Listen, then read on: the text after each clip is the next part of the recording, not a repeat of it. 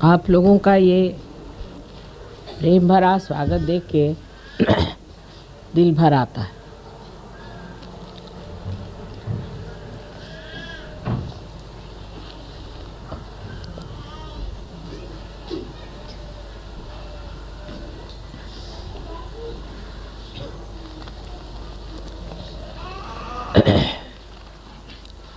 दिल्ली वालों में जितना प्यार भरेगा उतना ही कल्याण का मार्ग बनने वाला है। प्रेम के प्रति उदासीन होने वाले लोग सहयोग में बढ़ नहीं सकते। हम दूसरों को कितना प्यार दे सकते हैं इसकी पूरी कल्पना अभी आपको नहीं है, क्योंकि हमारे अंदर प्यार का सागर बसा हुआ है और उसकी झलक मात्र भी हमने अभी तक देखी नहीं कि हम कितने प्यार से ओतप्रोत हैं। परमात्मा ने भी हमें बनाया सो अपने प्यार में ही बनाया है और जिस चैतन्य को आप जानते हैं और जिस ब्रह्म को आप महसूस करते हैं, ये ब्रह्म भी उनका प्यार ही है। प्यार ही सत्य है। जो मनुष्य किसी से प्यार करता है या स्त्री किसी बच्चे से प्यार करती है, पति से प्यार करती है, तो वो उसके बारे में सब कुछ जान जाती, तो भी वो बाह्यता जानना हो जाता है। लेकिन आप जब चैतन्य से किसी को जानते हैं तो उसके बारे में आप सब कुछ एक साथ जान सकते हैं। इसको आपने प्रत्यक्ष में अनुभव किया है। आप खुद जानते हैं कि आप अपने उंगलियों पर इस चैतन्य को भी जान सकते हैं, अपने को भी जान सकते हैं और दूसरों को भी जान सकते हैं। लेकिन अभी तक ये हमारे अंदर आस्था नहीं आई कि ये चैतन्य प्यार परमात्मा का प्यार है। ये प्यार की शक्ति है। शक्ति का अर्थ तो हम लोग हमेशा विध्वंस से लगाते हैं, किसी की घृणा से लगाते हैं, लेकिन परमात्मा का जो प्यार है वो जब हमारे अंदर उतरता है तो पूरी तरह से हमें शांतिमय बना देता है, जिसको कि अंग्रेजी में कहते हैं रिलैक्स्ड। किसी भी तरह की हिंसक भावना हमारे अंदर आ ही नहीं सकती। किसी तरह का भी आतताई एग्रेसिवनेस आ ही नहीं सकती। और जब एग्रेशन अवतरणों ने किया भी तो वो इसलिए कि वो शांति के विरोधक थे, वो प्रेम के विरोधक थे, वो द्वेषपूर्ण थे, राक्षसी थे। आज संसार में सब दूर आसुरी विद्या फैल गई। कृष्ण ने बताया था कि आसुरी विद्या जब फैलती तो बहुत जोर में पकड़ लेती। इसकी वजह क्या हो सकती है, ये सोचना चाहिए। आसुरी विद्या जल्दी फैलती है और सहयोग धीरे धीरे क्यों फैलता है।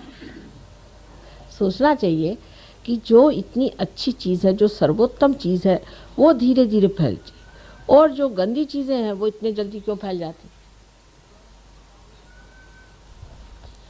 इसकी वजह यह है कि जब मनुष्य की चेतना बढ़ती है तो वो उल्टी तरफ बढ़ती है। ऐसे भी श्री कृष्ण ने यह भी बात कही है कि अधोगति पर जाती। ये पेड़ का जो मूल है वो आपके मस्तिष्क में है। तो इस ब्रेन की ओर जाने का क्या मार्ग है, ऊर्ध्व गति की ओर जाने का क्या मार्ग है। आप तो जानते हैं कि कुंडलिनी के जागरण से आपका जो चित्त है वो ऊर्ध्व गति को प्राप्त होता है। पर अगर आप ऊर्ध्व गति की ओर जा रहे हैं और बार बार आप अधोगति की ओर उतर आते हैं तो इस बंदर कूदी में आप कहाँ पहुँच पाइएगा। जैसे स्कूल में पढ़ाया जाता है कि एक आदमी था, उसने 4 दिन काम किया, फिर वो भाग गया। फिर दूसरा एक आदमी आया, उसने 2 दिन उस काम को तोड़ा, फिर वो भाग गया। फिर उसके बाद तीसरा आदमी आया। तो ऐसी हालत में वो काम पूरा कैसे हो सकता है? आज बनाया कल तोड़ा। क्योंकि हम उस अधोगति से ऊपर उठ रहे हैं, उस जड़ता से हम ऊपर उठ रहे हैं, इसलिए उधर खिंचाव ज़्यादा हो जाता है और इसीलिए बहुत ज़ोर लगा करके ऊपर उठना पड़ता है। हालांकि परमेश्वर की शक्ति आतुर है कि आपको कमल के जैसे सुंदर ऊर्ध्वगति दान करे, और उसने प्रदान किया भी है। लेकिन उस दशा में रहने के लिए आपको थोड़ा सा जोर लगाना पड़ता है, और जोर बड़ा सुंदर है, वो है प्यार का। अब प्यार का विश्लेषण कैसा किया जाए? प्यार का मतलब ये होता है कि जहाँ आप कोई सा भी कार्य करते हैं वो अपने हित के लिए और दूसरों के हित के लिए होना चाहिए। हित आत्मा का साध्य होना चाहिए। आत्मा का हित जो है वही प्यार है और वही आनंद है। अब हम देखते हैं कि दुनिया में लोग किसी भी एक धारणा पे जुट जाते हैं। यही बात ठीक है, ऐसी करना चाहिए, यही होना चाहिए, मैं यही ठीक समझता हूँ, ऐसे ही करना चाहिए। इसे हम लोग अहंकार कहते हैं। अहंकार माने मैं करता हूँ। कितने बार आपसे मैंने बताया कि हम कुछ भी नहीं करते। कोई मरी हुई चीज़ को अगर हम दूसरी मरी हुई चीज़ बना दें तो हम क्या करते हैं? समझ लीजिए अगर एक पेड़ मर जाए और उससे हम एक फर्नीचर बना दें तो हमने क्या विशेष चीज़ कर ली? कुछ भी नहीं किया। एक मरी से दूसरी बना ली। और मरी हुई चीज़ों को इस्तेमाल करने से हम भी धीरे धीरे मरते हैं, माने हमारे भी अंदर आदतें जुट जाती हैं। जैसे कि हमें अगर आदत हो गई कि हम पलंग पे सों तो ज़मीन पे नहीं सो सकते, फिर पलंग उठाते फिरिए दुनिया भर में। अब हमारी क्योंकि जड़ता से ही प्रगति हुई है, जड़ की ओर आकर्षण एक तरह से बना हुआ है। उसको तोड़ने का एक ही तरीका है, क्या हम अपने से प्यार करते हैं? क्या हम स्वयं को प्यार करते हैं? अगर हम स्वयं को प्यार करते हैं तो कितनी बातें उसमें आ जाती हैं कि क्या हम कोई सा भी कार्य करते वक्त अपना अपमान या उपमर्द तो नहीं करते। माने चिढ़ जाना, बिगड़ जाना, नाराज़ हो जाना, जिसके लिए फिर हम दुखी भी हों तो भी जिस वक्त हुआ सो तो उतर गई आपकी इज्जत। दूसरी बात, अगर हम अपने से प्यार करते हैं तो हमारे अंदर एक तरह की ऐसी व्यवस्था होनी चाहिए कि दूसरा देखने वाला कहे कि कोई संत खड़ा हुआ है। आप लोग सब संत हो गए। थोड़े अधकच्चे भी हैं, ये नहीं मैं कहती कि सब पक्के संत हो गए। अधकच्चे तो सही, पर हो तो गए अब आप संत।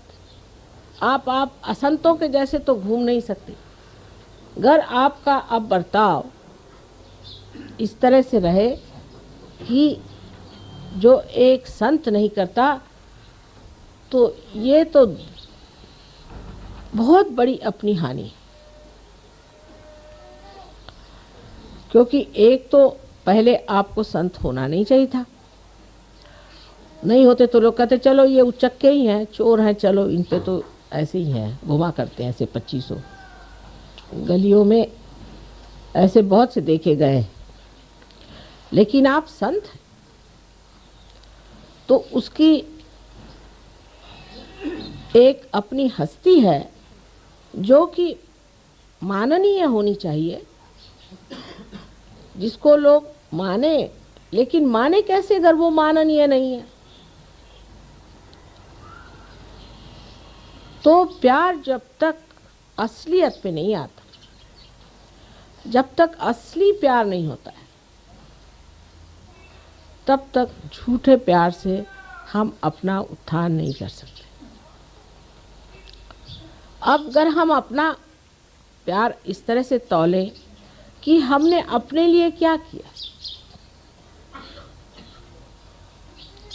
हमने ज़मीनें खरीद ली, मकाने बना लिए, बाल बच्चे हमारे पड़ गए, सब कुछ हो गया। अब हमने अपने लिए क्या किया? स्वार्थ, स्व का अर्थ हमने लगा लिया क्या? अपने लिए हमने कौन सी सेवा की? माँ की सेवा तो बाद में होगी, पहले अपनी करो बेटे। अपनी सेवा में क्या प्राप्त होने का है, क्या हमारा लक्ष्य है, वो सोच लेना चाहिए। हमें क्या पाने का है? हमें पूर्णतया परमात्मा के साम्राज्य में अधिकार से बैठना है। उस अधिकार को हमें प्राप्त करना है। उसके लिए हमने कौन सी गतिविधियां की, कौन सी व्यवस्था की है अपने जीवन के साथ, कौन से तौर तरीके अपनाए हैं, ये सोचना चाहिए। अब सहयोग में कितनी बार बताया गया कि भाई अगर आपको आगे बढ़ना है, इस वृक्ष को ऊपर की ओर चढ़ाना है, तो आपको ध्यान करना चाहिए। अब इस पे लोग सोचते हैं कि माँ ध्यान से कैसे होता है? अब देखिए कैसे होता है। जब तक आप ध्यान नहीं करते हैं, मन चल बिचल थोड़ा सा रहता है। जब आप सहयोग के विधि के साथ ध्यान करते हैं तो आप निर्विचार में उतर जाते हैं। निर्विचारिता आपको शांति प्रदान करती है। अगर समझ लीजिए एक पेड़ आप लगाइए, वहाँ रोज भूकंप हो रहा हो, तो क्या वो पेड़ पनप पाएगा? जिस जगह शांति होगी वहीं न तो पेड़ बढ़ेगा। जहाँ अशांति है, जहाँ हर चीज हिल रही है, डावाडोल है, वहाँ क्या कोई पेड़ पनप सकता है? जिस हस्ती में शांति प्रस्थापित हो गई है, वहीं पे ये पेड़ बढ़ सकता है। इसलिए पहले निर्विचारिता में उतरना पड़ेगा। उसके लिए ध्यान के सिवाय और कोई सा मार्ग मुझे नज़र नहीं आता। पहले ध्यान में स्थित होकर के अपनी निर्विचारिता हमें स्थित करनी चाहिए। कितने देर के लिए हम निर्विचार रह सकते हैं, ये सोचना चाहिए। जैसे अभी कोई सुंदर चित्र है, उसकी ओर आपने देखा और आप निर्विचार हो जाएं, तो सोचना चाहिए कि आपकी शक्ति बढ़ गई है। किसी भी चित्र के ओर देखने के बाद आप में अगर ऐसी भावना है कि ये चित्र अगर मुझे मिल जाए तो कैसा होगा, इसको कहाँ से खरीदना चाहिए, ये कितने का है, ये किसने बनाया, माने अगर विचारधाराएं शुरू हुई, तो ये समझ लेना चाहिए कि हमने इस चित्र से प्यार करना शुरू कर दिया है, अपने से नहीं।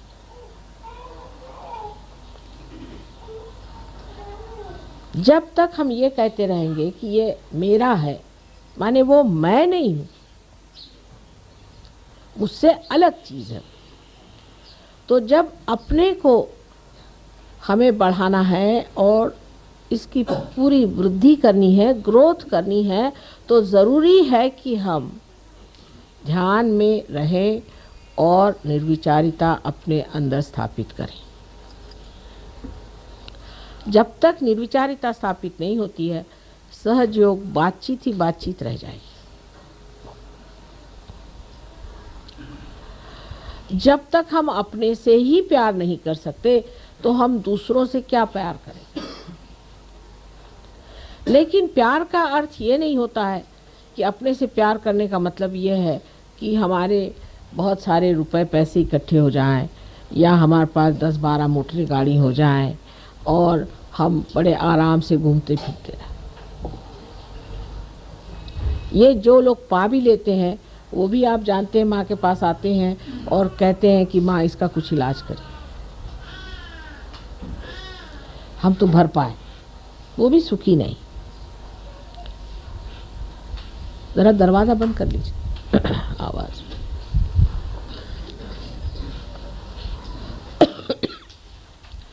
अब जो अपने से प्यार करता है वो सब चीज से देखता है कि ये शरीर जो परमात्मा का है, जो उसका मंदिर है, उसे किस तरह से सुंदर स्वच्छ रखा जाए। इस मामले में भी बड़ी गलत धारणाएं संसार में हैं। जैसे आजकल के मॉडर्न ज़माने में बहुत सी बातें निकल आई कि साहब हर एक आदमी को दुबला होना चाहिए। अब उसके लिए चाहे आपको टीबी हो जाए तो भी आप दुबले हो जाएंगे। आप मच्छरों जैसे जब तक नहीं होइएगा तब तक आप खूबसूरत नहीं होते। और ऐसी खूबसूरती लेके करने का क्या है? जिस शरीर का आकर्षण मनुष्य को नीचे की ओर ले जाता है, ऐसा शरीर बिल्कुल व्यर्थ है। शरीर ऐसा होना चाहिए कि जिसके अंग प्रत्यंग से चैतन्य बहे। जिस शरीर का अंग प्रत्यंग जितना भी बना हुआ है वो ऐसा हो कि जिससे सबका शुभ हो। ऐसा वो शरीर हो कि जो जहाँ एक बार छू जाए वो चीज़ प्लावित हो जाए और उसमें से चैतन्य बहना शुरू हो जाए। ये शरीर का सौंदर्य जो है यही दैवी सौंदर्य है। और बाह्य के सौंदर्य की ओर दौड़ना और इस तरह की धारणाओं के ऊपर चलना, कभी तो कहते हैं मोटे हो जाओ, कभी कहते हैं दुबले हो जाओ। मोटे और दुबले होना या और तरह से अपने शरीर को चमकाना, इसकी कोई भी सहयोग में खास ज़रूरत होती नहीं। कि लोग बहुत सारे ये सोचते हैं कि 10 बार नहाने से तंदुरुस्ती अच्छी होती है। कोई लोग ये सोचते हैं कि बदन पे हर तरह के लेपन लगाने से शरीर अच्छा होता है। इसकी आपको कोई ज़रूरत नहीं है, स्वयं आपके अंदर ये सब चीज़ें कार्यान्वित हैं।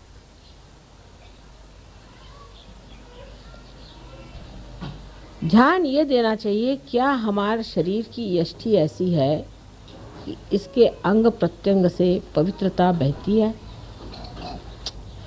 हमारी ओर देखकर लोगों को क्या पवित्रता की भावना आती है कि अपवित्रता की?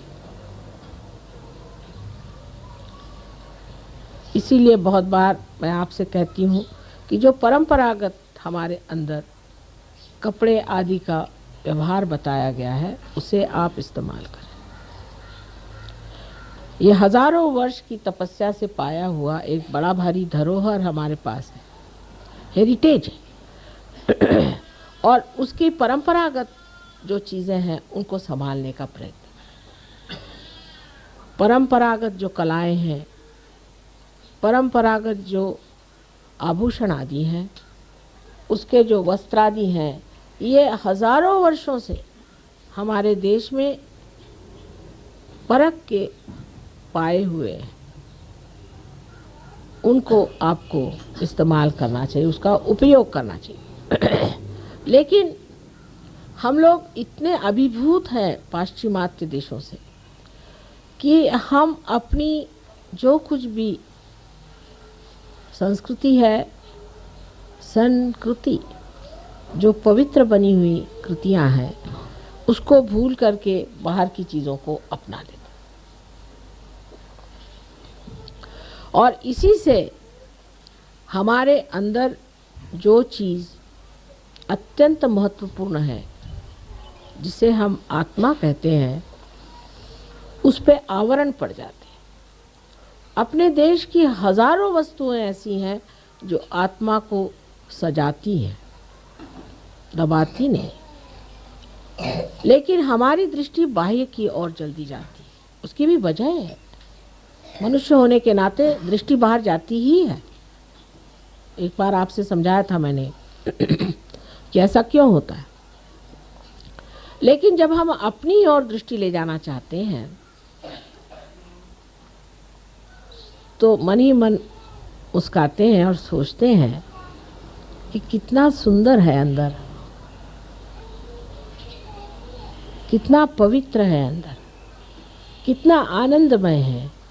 इसको छोड़ करके हम और क्यों भटक रहे हैं?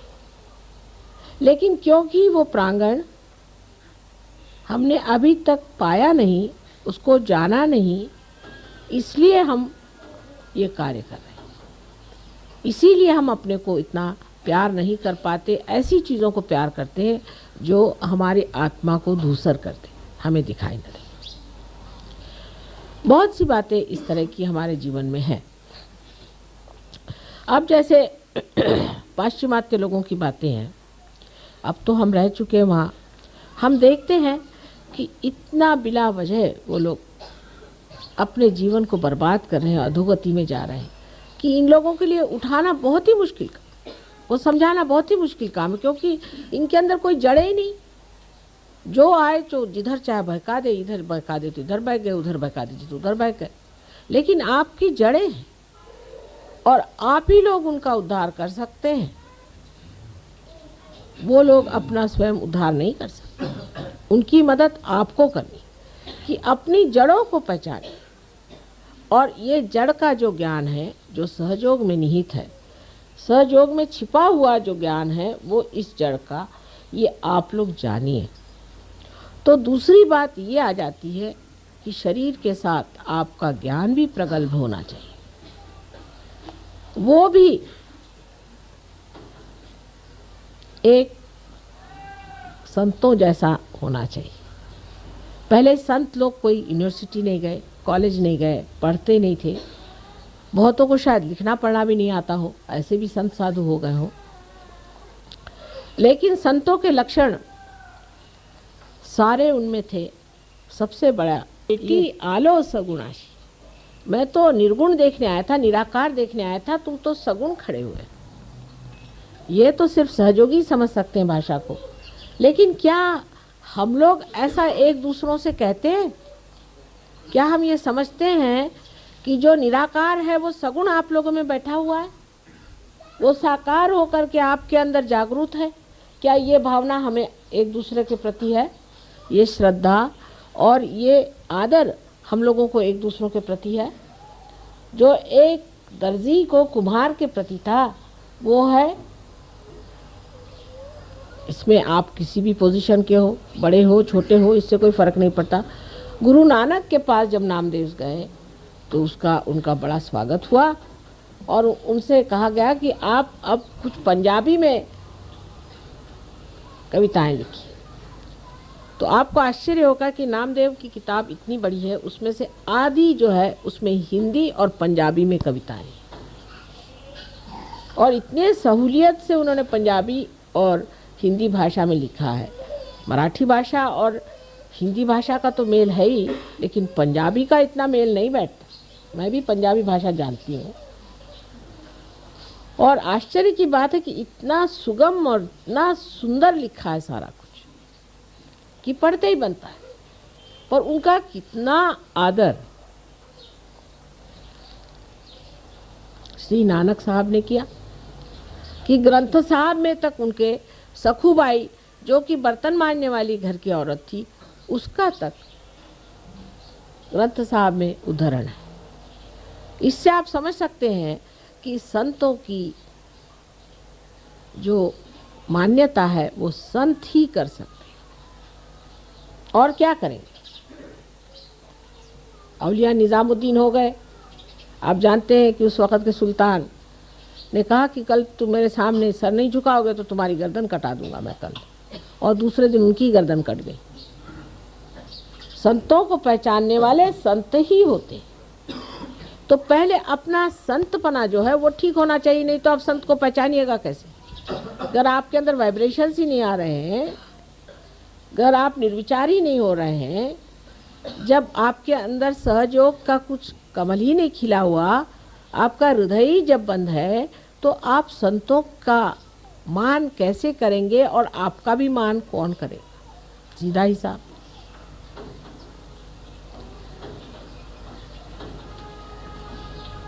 तो संतों का मान जब शुरू होता है तब मनुष्य ये भी सोचता है कि उस मान्यता पे हम आए, और उस मान्यता को पाने के लिए हमें नम्रतापूर्वक ध्यान करना चाहिए। यहाँ बातों के और लेक्चरों से तो काम होने नहीं वाला, हम सहयोगी सहयोगी करके भी नहीं होने वाला, सर्टिफिकेट लगाने से भी नहीं होने वाला, आप कितनी भी डोनेशन दें नहीं दें कुछ करें उससे नहीं होने वाला। इसमें जब तक फल नहीं लगेंगे तब तक यही लोग कहेंगे कि हाँ हम जानते हैं ये भी एक है खड़े हुए, ऐसे बहुत देखिए। सो फलद्रूप होना चाहिए, इसमें फल लगने चाहिए, और उसके लिए सबसे पहले इस प्यार का वर्णन करना चाहिए, जिस प्यार में मनुष्य के पास सत्य का दर्शन होता है। इतना ही नहीं पर उसमें सूझनीयता आती है, विजडम आती है, इस प्यार में विजडम आती है, और उस प्यार के साथ, उस मोहकता के साथ, उस मृदुता के साथ धीरे धीरे ये पेड़ बड़ा सुंदर बढ़ने लग जाता है। इसको संवारना चाहिए, इसको प्यार से संवारना चाहिए, मान देकर संवारना चाहिए, अपना मान रख के संवारना चाहिए, इसको बढ़ाना चाहिए, इसको सजाना चाहिए इस तरह से कि लोग देखें और कहें कि वाह रे वाह, कितने संत इस माँ ने बना दिए।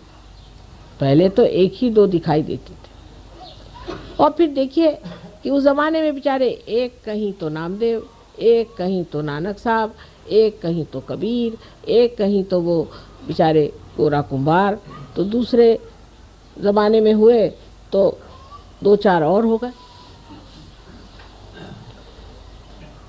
उनकी कोई जमात तो नहीं थी, उनका कोई विश्व निर्मल धर्म तो नहीं था जिसके बूते पे खड़े हो जाए।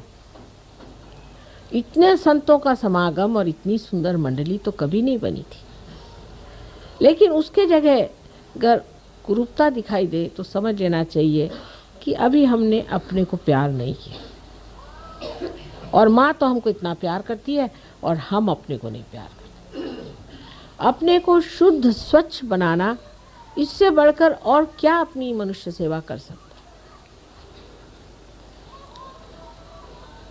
और जितना मनुष्य आपको देखेगा कि आप इतने ऊंचे हस्ती हैं, इतने शरीफ, असलियत में, ज़बानी जमा खर्च में नहीं, तब वो समझेगा कि आप में एक नई जोत जग गई है, और वो भी चाहेगा कि हमें भी ये जोत मिल जाए। सहयोग का बढ़ने का एक ही तरीका मैं देखती हूँ कि आपको देखकर लोग कहें कि सहयोग विशेष है। मैं तो रियाद गई थी, वहाँ कह रहा है वो आपके सहयोगी जो है वो तो अजीब आदमी है। मैंने कहा क्यों? वो तो अपनी माँ को इल ट्रीट करते हैं और अपने को सहयोगी कहलाते हैं। तीसरे मिले, वो कह रहे वो क्या सहयोगी हैं, उन्होंने तो हमारी ये चीज़ मार ली, वो अपने को सहयोगी कहलाते हैं। चौथे मिले, कह रहे वो तो लड़ते ही रहते हैं आपस में, वो कहते हैं दोनों सहयोगी हैं मियाँ बीवी। तो पहले इसमें प्रेम का दर्शन होना चाहिए, आपस में प्रेम भाव, दोस्ती। लेकिन चालाकी करना सहयोग में मान्य नहीं। जो चालाक है वो महामूर्ख है मेरे विचार से, तो कि वो अपने ही को धोखा दे रहा है। किसको धोखा दे रहा है भाई? तो वो तो कबीरदास जी ने भी कहा है कि जो इसने जग को ठगा उसने अपने को ठग लिया, बेवकूफ़ी है वो। तो अपने ही साथ चालाकी क्या करने की, अपने साथ तो कम से कम सच्चाई रखनी चाहिए कि भाई मैं अपने को क्यों ठग रहा हूँ, मैं अपनी सुंदरता को क्यों घटा रहा हूँ। जो भी आपका अंदर है वो बाहर दिखाई देने लग जाएगा। धीरे धीरे आप देखेंगे कि आप सौम्य स्वरूप, आकर्षक, मोहक, इस तरह के एक विशेष रूप के योगी संत हो जाए।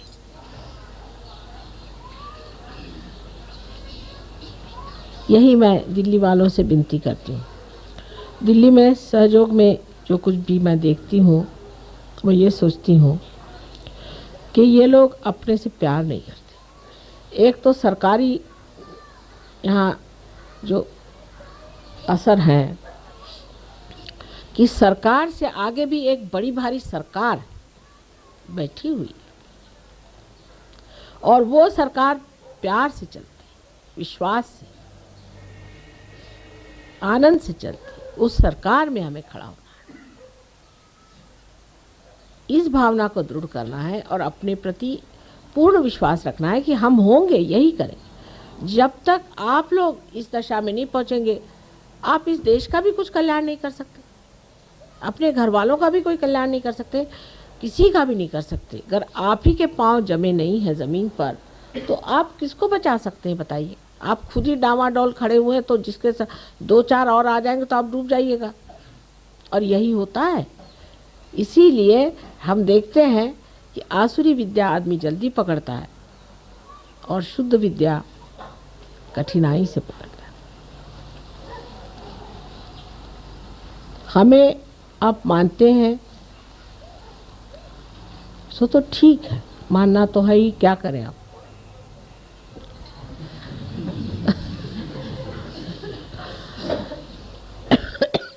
लेकिन मानने का अर्थ ये नहीं होना चाहिए कि हमने माँ के पैर छू लिए, माँ को हार पहना दिए, माँ को फूल दे दिया। नहीं, मेरे गले के हार बनना चाहिए आपको बनना चाहिए, हार को नहीं। आप मेरे गले के हार बनिए, आप मेरी शोभा बने, तब मैं कहूँ कि आप मुझे मानते, कि दुनिया कहे कि हाँ भाई तुम्हारे एक सहयोगी मिले थे, उनको देखकर हम समझ गए कि कोई विशेष बात है। ऐसे हो नहीं सकता। जैसे हमारे पति ये सोचते थे शुरू से ही कि तुम तो हो अवलिया, तुम्हारे जैसा और कोई हो नहीं सकता। वो ये विश्वास पूर्ण उनको था, कभी हो ही नहीं सकता, तुम कुछ कर लो, सर मार लो, कभी नहीं हो सकता, और जो जैसे हैं वैसे रहेंगे, कोई बदल नहीं सकता। लेकिन जब उन्होंने देखा कि इतने लोग बदल गए तो कहले भाई अब मैं ऐसे बेईमानी नहीं हो सकती, बस अब तो मानना ही पड़ेगा कि कुछ तुमने कर दिया। कुछ किया नहीं, आपके अंदर जो हीरा था वही आपके सामने ला के रख दिया कि बेटे तुम ये हीरा हो, ये देख, इस हीरे की चमक में तुम आ जाओ, और तो कुछ किया ही नहीं। और जब वो हीरा सामने आया तो लोग भी तो देख के हैरान हो जाते कि साहब ये क्या थे और आज क्या हो गए। पहले तो कंकड़ पत्थर के बराबर भी नहीं थे, आज हीरा बन के माँ के मुकुट में चमक रहे हैं। सारा वातावरण, सारी सृष्टि, पंच महाभूत सारे आपके चरणों में खड़े हुए हैं, मैं आपसे बता। लेकिन आपको अपने से प्यार करना सीखना होगा। अब हमारे प्यार की बात ऐसी है कि हमने आपको हमारे शरीर में ही स्थान दे दिया। आपको आश्चर्य होगा कि अगर आप कोई गलत काम करते हैं तो मेरा शरीर दुखता है। ये शरीर इतना अजीब है कि प्यार में इसने सबको अंदर ही समेट लिया है।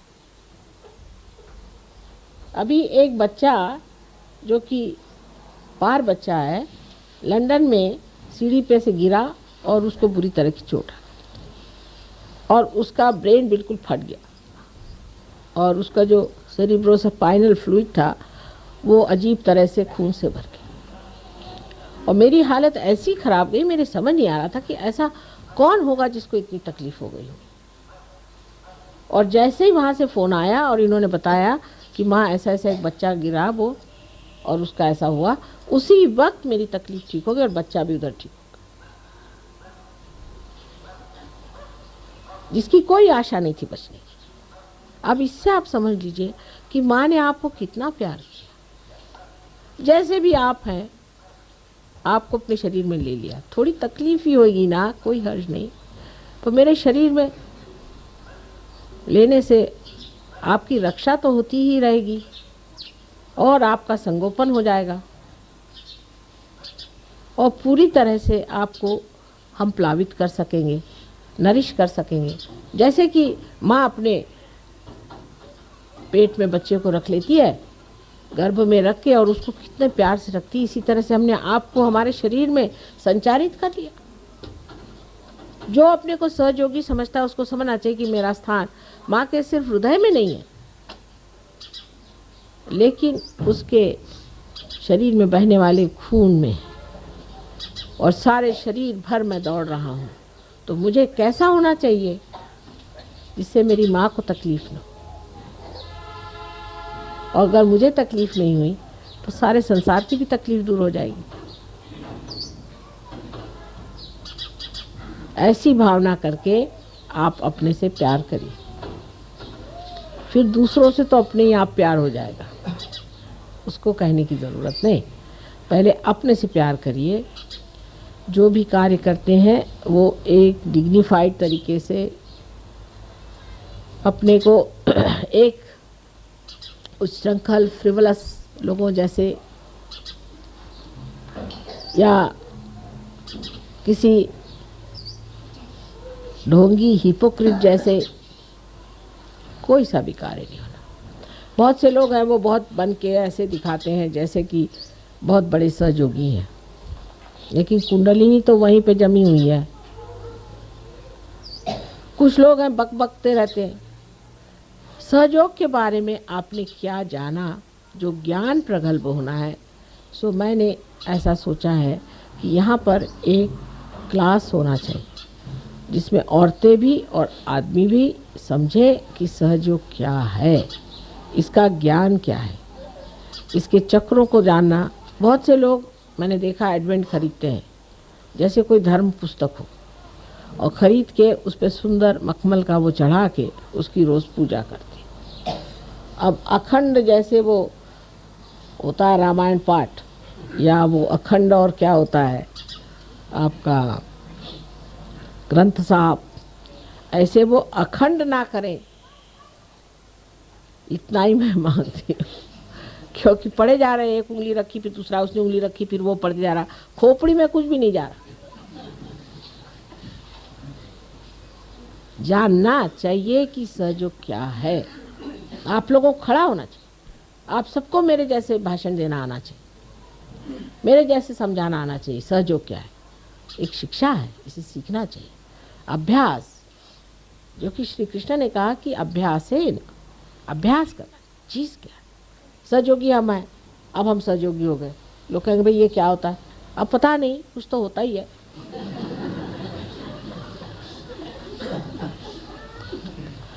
तो वो भी होना चाहिए। अपने वाइब्रेशंस जिनको हम कहते हैं कि चैतन्य की लहरियां हैं, उनका भी पूरा परखना आना चाहिए कि इसका क्या मतलब है, उसका क्या मतलब है। कितनी बातें गुह्य से गुह्यतर हमने आपको बता दी, और कहना चाहिए गुह्य से गुह्यतर गुह्यतम हमने आपको बता, सारी चीज़ें आपको बता दी। लेकिन हम लोग उसे जानना ही नहीं चाहेंगे।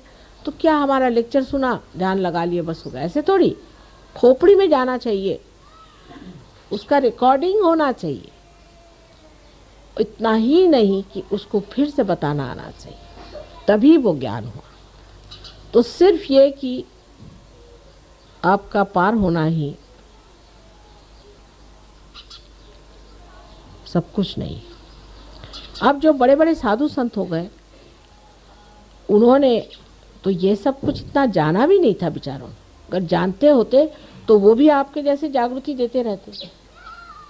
लेकिन अनेक जीवन जो उनके बीते, जिसमें उन्होंने जो कुछ भी सुकृत किया था, जिसके बूते पर वो इतने बड़े संत पद में पैदा हुए, वो सब पूर्व जन्म का पाया हुआ जो कुछ भी है, हजारों वर्षों का ज्ञान, वो उनके आगे स्पष्ट हो गया। लेकिन आपके लिए तो एक ही जन्म में सब कुछ हमने बता दिया। आपको कोई मेहनत भी करनी नहीं पड़ी, ना इतने जन्म जन्मांतर की सुकृत चाहिए, कुछ नहीं चाहिए। ये तो ऐसा ही हुआ कि एक पैसा बैंक में डाल के हजारों रुपए आप ले लीजिए। समझ लीजिए इस बात। उनका जो ज्ञान है वो अनेक जन्म की तपस्या से पाया हो। बड़े बड़े ऋषि मुनि साधु संत जो हुए हैं वो पहले ज़माने में बड़े मनन करने वाले दृष्टा ऐसे होकर के सर्वसाधारण साधु के रूप में पैदा हुए थे, संतों के रूप में, कि सर्वजन समाज समुदाय से बातचीत कर सके। लेकिन हम तो सर्वसामान्य जन समुदाय हैं, सुकृत भी हमारा थोड़ा बहुत होगा ही। तो अब एक ही जन्म में अगर आप सब कुछ जान सकते हैं, सुकृत की भी ज़रूरत नहीं। लोग पूछते भी हैं, उनमें से एक बड़े भारी साधु मुझे कहने लगे कि माँ हमने तो हजारों वर्ष तपस्या करने पे सब पाया, आपने इनको 1 मिनट में क्यों दे दिया? तो हमने कहा भी देखो हमारी मर्जी है, मर्जी में आ गया हो गया, हम क्या करें, मर्जी की बात। तुम क्यों जलते हो?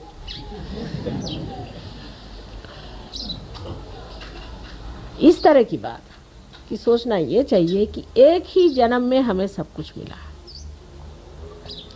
और मुझे अगर खुश करना है तो सिर्फ आपस में बिल्कुल बैर नहीं रखो। ये बैर या तो अहंकार से आता है या प्रति अहंकार जिसे हम मन कहते हैं उससे आता है। दोनों से परे आत्मा के सन्निध जा करके सबसे शांतिपूर्वक रहे। अब जैसे कि मद्रास में हमने देखा कि 2 आदमियों का सम्मेलन करके अगर लीडरशिप बनाई जाए तो काम चलती, क्योंकि यहाँ पंजाबी लोग बहुत हैं, पंजाबी भाषा जानने वाले और अंग्रेज़ी जानने वाले हैं। और इस ख्याल से हमने सोचा है कि डॉक्टर तलवार और पहले से ही अपने पास में वेणुगोपालन जी हैं, इन दोनों को मिलाकर के 2 पहिए की गाड़ी चला के देखें दिल्ली में। हो सकता है बाद में 4 पहिए की भी चलानी पड़ जाए, और नहीं तो बगैर पहिए की भी चल सकती। जिस दिन बगैर पहिए की चलेगी उस दिन असली गाड़ी बन गई। लेकिन फिलहाल इस तरह से चला, और अपनी मर्यादाओं में अपनी समझ में रहना चाहिए। जो मर्यादा से रहित है वो कार्य नहीं करता। हमको देखना चाहिए हम अपनी मर्यादा में है या नहीं। अब जैसे हमने एक कहा है कि औरतों को एडमिनिस्ट्रेशन में जाना नहीं चाहिए, क्योंकि हम शक्ति हैं। समझ लीजिए ये पंखा है, ये चलता है शक्ति पर। अब अगर शक्ति पंखा होना चाहे तो क्या गड़बड़ हो जाएगा बताइए? ठीक है, औरतें औरतों का एडमिनिस्ट्रेशन करें, उसमें हर्ज नहीं। पर जब औरत अपना स्थान छोड़कर मर्यादा छोड़ देती है तो गड़बड़ हो जाता है, और जब आदमी अपनी मर्यादाएं छोड़ देता है तो गड़बड़ हो जाता है। अपनी अपनी जैसी प्रवृत्ति और अपना जैसा शरीर और जो निसर्ग ने बनाई हुई चीज़ है उसका अवमान नहीं करना चाहिए। लेकिन इसका मतलब नहीं कि आप सर पर चढ़ जाएं। ये अपने देश की संस्कृति नहीं। अपने देश में स्त्री को तो यत्र नार्या पूज्यन्ते तत्र रमन्ते देवता कहा। जहाँ स्त्री पूजी जाती है, जो घर की देवी है, उसको मारने पीटने से वो क्या आपको आशीर्वाद देगी? उसको देवी स्वरूप पूजा जाएगा और उसको पूजनीय भी होना पड़ेगा। तो पंखे का काम शक्ति नहीं कर सकती और शक्ति का काम पंखा नहीं कर सकती। शक्ति को अपने जगह अपने इस गौरव में खड़ा होना चाहिए। आदमियों को ठीक है, पंखा जैसे हिलता है ऐसे हिलने दीजिए, दौड़ने दीजिए, मेहनत करने दीजिए। आप लोग बस खर्चा करिए, ये जो कमाए उसको खर्चा करने में आपको कोई हर्ज नहीं। लेकिन औरतों के जो एक आजकल बीमारी पर चल पड़ी है कि आदमियों की बराबरी करना। साहब आप लोगों का दिमाग खराब है, इसलिए आराम से बैठिए। और दूसरा ये कि बराबरी भी जब करनी है तो ये जानना चाहिए कि हम स्त्री स्त्री का काम है प्यार बढ़ाना, शांति बढ़ाना, सुख देना, आनंद देना। ये शक्तियाँ लेकर के अगर आप करना चाहे कोई सा भी काम, तो आपने अपनी जो हस्ती है, अपना जो व्यक्तित्व है, उसको नहीं मिटाया, लेकिन उसका प्रकाश सारे समाज में फैलाया। और अगर हमारे जैसे आपके पास शक्तियाँ आ जाए तो फिर क्या कहने, फिर तो आप ऐसे ही बैठे बैठे सब कर लेंगे। माने ये कि अब हमको अगर कोई चीज़ पसंद नहीं तो हम किसी से झगड़ा नहीं करते, ऐसा इंतज़ाम कर देते कि वो चीज़ होती ही नहीं अपने आप। तो या तो ऐसी शक्तियाँ आप लोग पा लीजिए, पर शुद्ध शक्ति में रहना चाहिए। अगर आप थोड़ी देर आदमी बन जाए, थोड़ी देर औरत बन जाए तो नहीं होगा। औरत की अपनी शक्ति में आप रहें, जैसे हमारे यहाँ सती की शक्ति मानी जाती है, तब फिर देखिए बैठे बिठाए आप सबको घुमा सकती हैं। उसके गौरव में खड़ा होना चाहिए। हमारे यहाँ सती की शक्ति यति से भी ऊंची मानी जाती थी। श्री कृष्ण की भी मूर्ति जो थी वो भी एक सती से कम ही मानी जाती थी। उन्होंने कहा था कि जिस वक़्त उनको शाप हुआ कि आपकी मृत्यु, सारे यदुवंश की भी मृत्यु हो जाएगी, तो उन्होंने सर आँखों पे वो शाप ले लिया, क्योंकि एक सती से आया।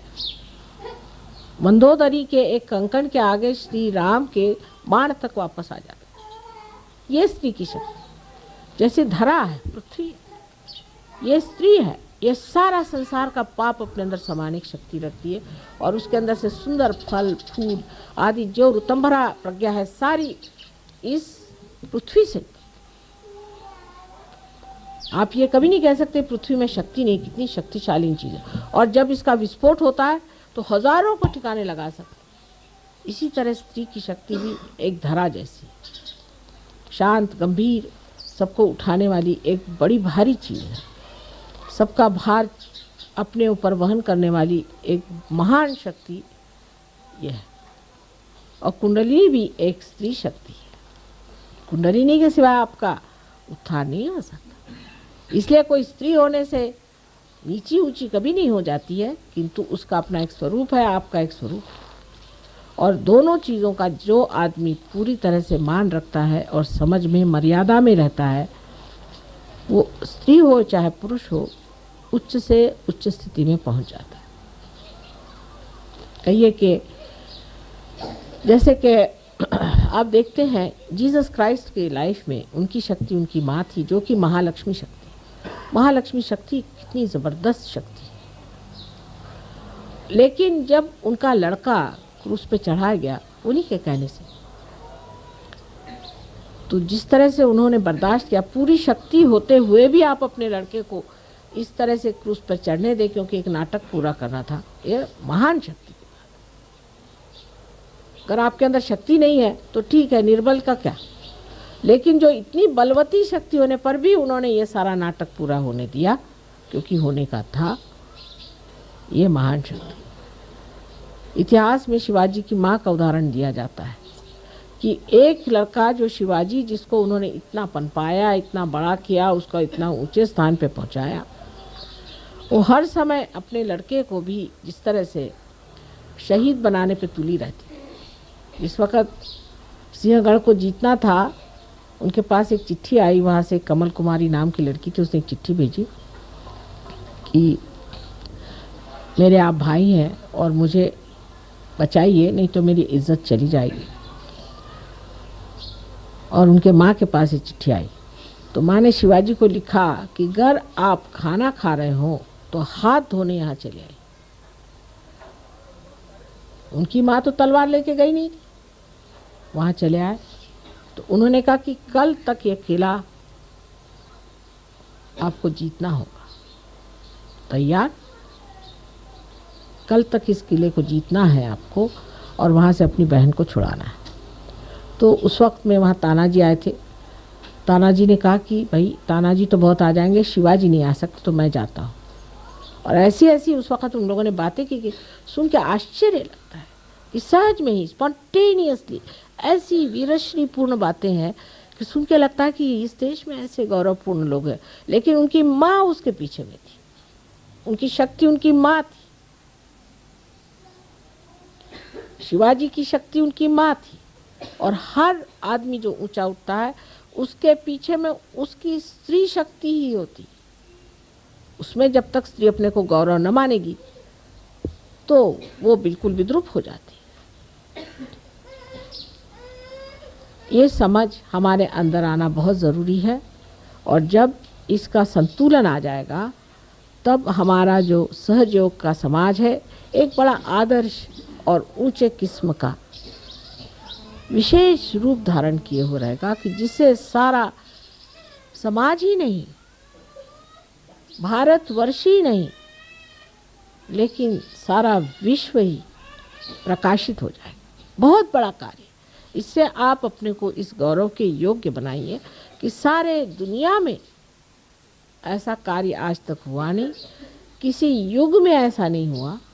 इतना विशेष कार्य आप कर रहे हैं, इतना महान कार्य में आप जुटे हुए हैं, और इस महान कार्य को करने के लिए जो कुछ करना है वो भी महान है, और उसके गौरव के लिए आप लोगों को पूरी तरह से सज्ज होना चाहिए। ये नहीं कि इसमें आफत है, कैसे करें, ध्यान कैसे करें, ऐसे छुटपुट्टे लोगों के लिए सहयोग नहीं है।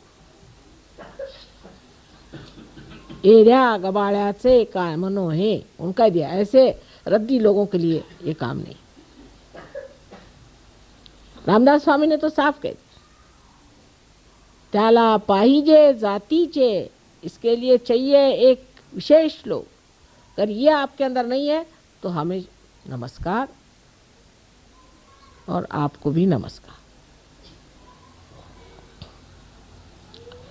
जब गांधी जी ने लड़ाई लड़ी थी तो लोगों ने कितना त्याग किया था। हमारी फैमिली में हम देखते हैं कि सब चीज़ इन लोगों ने त्याग दी। फादर हमारे जेल में, मदर हमारे जेल में, इतने सारे बच्चे घर में, हम 7 साल की उम्र में चाबी लेके घूमते थे। लेकिन सहयोग के लिए कोई भी त्याग नहीं करने को तैयार। बुद्धि त्याग देते हैं पर और कुछ नहीं त्यागने को तैयार। त्याग माने क्या त्याग है? इसमें कौन सा त्याग है? सब तरह का आशीर्वाद ही आशीर्वाद है।